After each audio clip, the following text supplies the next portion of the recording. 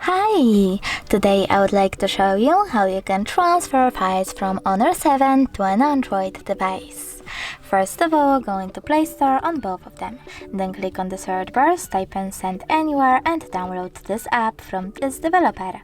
Following that, just open.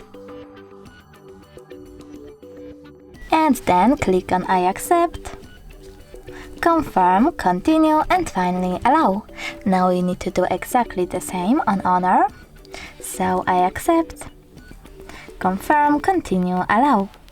As you can see from here, we have two options over here.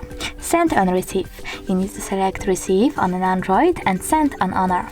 Then tap on all of those type of dots and select send. This way you will choose all of those files and transfer them. It will take a while though, so I will go with only one of them. Choose send, tap on got it, and from here we have two connection ways. We can input this key over here and tap on receive or scan QR code. If you wish to scan it, click on this scanning icon on an Android. Notice while using the app or only this time, and point your camera at the goat. Then wait, and now my photo was successfully sent.